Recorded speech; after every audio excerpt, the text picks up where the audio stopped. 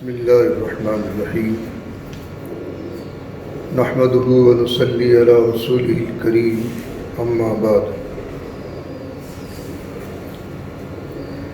عزیزان گرامی، کووڈ-19 کی وجہ سے پوری دنیا سمٹ کر رہ گئی اور ایک قیامت صغریٰ کا عالم ہے۔ آج یہ تیسری شب قدر گزر چکی ہے۔ مجھے خدا کی ذات سے امید ہے کہ اس پورے سنسار میں کوئی نہ کوئی اللہ کا نیک بندہ، اللہ کی نیک بندی ایسی ضرور ہوگی کہ جس کی دعا اللہ قبول کرے گا۔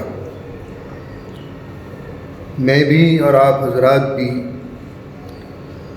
بارگاہ قدسی میں دعا کرتے ہیں کہ اللہ جلدی سے اس وبائی مرض کا خاتمہ فرمائے، پورے عالم انسانیت کو اللہ تعالیٰ پھر بحال فرما دے،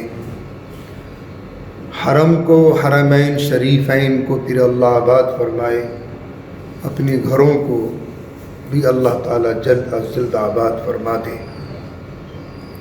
آمین یا رب العالمین۔ عزیزان گرامی، شیئرز کے تعلق سے ایک بات ذہن نشی فرما لیں۔ یہ مشترکہ کاروبار شرکت کے ساتھ تو ہر دور میں رہا ہے، لیکن 3 صدیوں سے اس کو نیا روپ دے دیا گیا ہے پارٹنرشپ کا، اور جوائنٹ اسٹاک کمپنیز یا جتنی بھی آج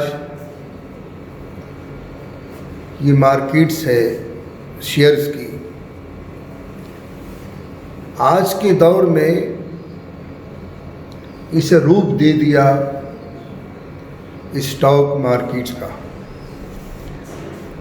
اس میں کوئی شک نہیں کہ اس میں کروڑوں نہیں اربوں اربوں کا لین دین ہوتا ہے، منٹ میں فقیر اور منٹ میں امیر بھی ہو جاتا ہے، لیکن آج کے جو ہمارے محاورات ہیں جدید زبان میں، قدیم فقہا کے یہاں یہ لفظ ملتا ہے سہام کا، حصے۔ اردو میں اس کو حصے کہتے ہیں اور انگریزی میں اس کو شیئرز کہتے ہیں، اتنا فرق ہے، باقی تو ہر دور میں یہ کام ہوتا رہا ہے، لیکن 3 صدیوں سے یہ نیا روپ جو اس نے اختیار کیا ہے، اس میں ہمیں بہت سوچ سمجھ کر قدم اٹھانا ہے۔ اس سے پہلے دروس میں نے بتایا تھا کہ وہ کمپنیز جو حرام کام کرتی ہیں، شراب کی فیکٹریز بنا رہی ہیں، یا سودی کاروبار کے لیے کوئی بینک کا وجود ہے، بینک قائم کر رہی ہے، ایسے انشورنس کمپنیز کا بھی ہم شیئرز نہیں خرید سکتے۔ ہاں، البتہ وہ کمپنیز جو اپنے حلال اور جائز کام اور کاروبار کر رہی ہیں، ان کی خرید و فروخت جائز ہے، اس میں کوئی حرج نہیں ہے۔ ہمارے اکابرین نے بھی، مفتی مہدی حسن صاحب رحمۃ اللہ علیہ بہت بڑے مفتی تھے، مفتی اعظم دارالعلوم دیوبند کے، وہ بھی شیئر خریدتے تھے، لیکن وہ چیزیں جو حلال کام کر رہی ہیں، جائز کام کر رہی ہیں، ان کمپنیوں کے۔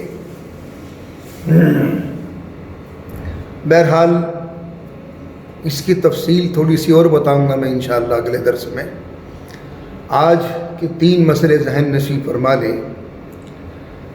تجارت کی نیت سے مال خریدا، تجارت کی نیت سے مال خریدا، پھر ارادہ بدل گیا اور اس کو اپنے استعمال میں لے لیا۔ تجارت کی نیت سے مال خریدا، پھر ارادہ بدل گیا اور اس کو اپنے استعمال میں لے لیا، تو اس پر زکوٰۃ واجب نہیں ہے، اس پر زکوٰۃ ساقط ہو گئی اس پر سے۔ ایسے ہی تجارت کی نیت سے مال لیا، کوئی سامان لیا اور ارادہ یہ بھی ہے کہ اگر منافع ملے گا تو بیچ دوں گا، اگر منافع ملے گا تو بیچ دوں گا، اور نہ رکھے رہوں گا تو اس پر بھی زکوٰۃ واجب نہیں ہوگی جب تک کہ اپنی نیت کا فیصلہ نہ کر لے۔ اسی طریقے سے تجارت کا مال، سامان لے لیا، تجارت کا مال لے لیا، لیکن ابھی اس پر قبضہ نہیں ہے۔ تجارت کا مال تو آ گیا لیکن ابھی اس پر قبضہ نہیں ہے۔ جب تک مال تجارت پر قبضہ نہ ہو جائے تاجر کا، اس وقت تک اس مال پر زکوٰۃ واجب نہیں ہوگی۔ ایک اور مسئلہ ذہن نشی فرما لیں جس سے ہم اور آپ بہت لاپرواہ ہوتے ہیں۔ عورت کا جو مہر ہے،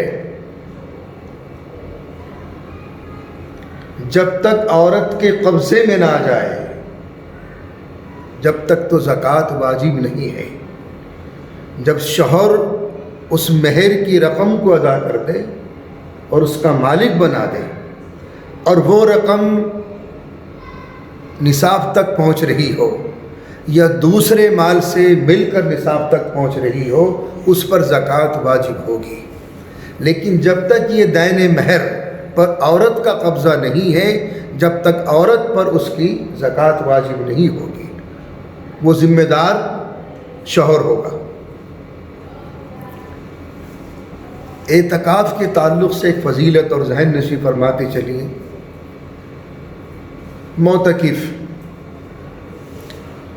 اس شہنشاہ کی چوکھٹ پر آ کر پڑ جاتا ہے،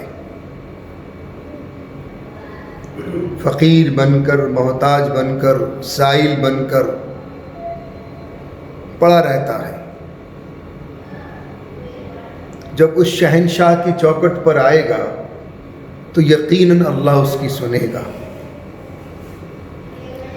ایک فضیلت اس کی یہ ہے کہ ایک مجاہد، جانباز سپاہی سرحد اسلام کی حفاظت کرتا ہے، اگر وہ جانباز سپاہی سرحد اسلام کی حفاظت 40 دن تک کر لے گا تو اللہ تعالیٰ اس کو گناہوں سے ایسا پاک کر دیتے ہیں جیسا کہ آج ہی اپنی ماں کے پیٹ سے پیدا ہوا ہے۔ اسی طریقے سے اس معتکف کا مقام ہے۔ اگر یہ 10 دن آخری عشرے میں شہنشاہ کے دروازے پر آن کر پڑ جائے تو اللہ رب العزت والجلال اس کو بھی گناہوں سے ایسا پاک کر دیتے ہیں جیسا کہ آج ہی وہ اپنی ماں کے پیٹ سے پیدا ہوا ہے۔ انشاءاللہ باقی تفصیل کل آئے گی۔